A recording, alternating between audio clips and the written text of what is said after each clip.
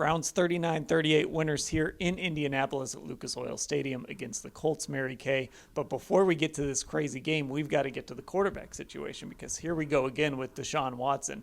He started this game, he struggled, and then he took a hit, came out of the game, was checked for a concussion. Kevin Stefanski decided not to go back to him with his shoulder. He was kind of messing with his shoulder a little bit too when he came off the field. So I guess just where are we right now on Sunday night with this quarterback position? Well, first of all, I asked Deshaun Watson, what he's going to have to do tomorrow, and if he thinks there is any chance he further injured that shoulder. He's got the strained rotator cuff in there, and he said, I'm praying that it's not any worse than it was before. And I'll tell you, the Cleveland Browns are praying that as well, because once again, that's their $230 million quarterback that was lying on his back out there, not sure what was going on with his shoulder. So, Kevin Stefanski refused to put him back in the game. He decided to err on the side of caution. He said, I need to protect my quarterback. But then to head off any speculation, he also said, he's my starter going forward. He will start in Seattle. I think it's a little too soon to say that.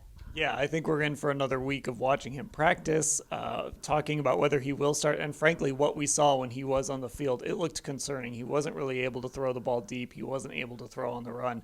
It was a little concerning watching him play in this football game. But all of that being said, they did win the game, and a lot of that is because of Myles Garrett. In the first half especially, he was dominant. He had 2 strip sacks. He blocked a field goal. He leaped over Indianapolis's offensive line on the field goal kick and blocked the kick. Myles Garrett, this was a Defensive Player of the Year type of performance.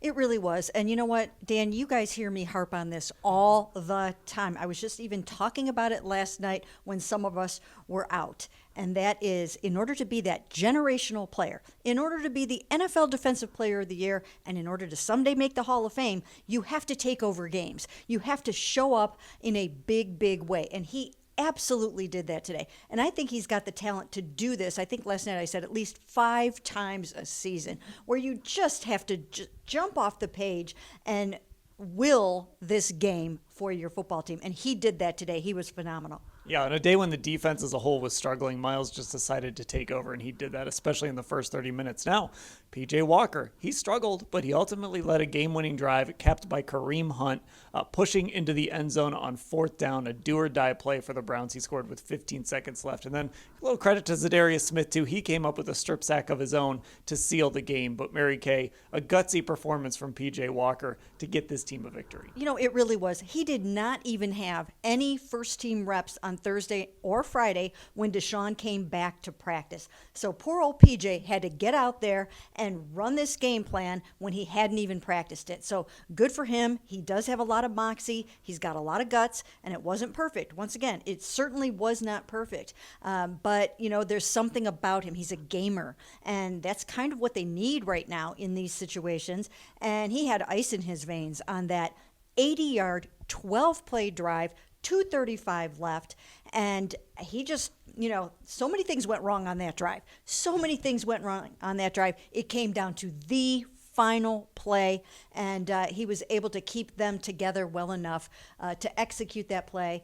And Kareem Hunt, who had a thigh injury coming in and was really hurting, he had to go out there and do that, in part because Jerome Ford was out with an ankle injury at that point. So many things went wrong, but the Browns pulled together and they got it done. And a really great moment for Kareem, of course. He was a free agent for so long. It seemed like he wouldn't be back, to come back for his hometown team and score that touchdown. Certainly a really meaningful moment for him.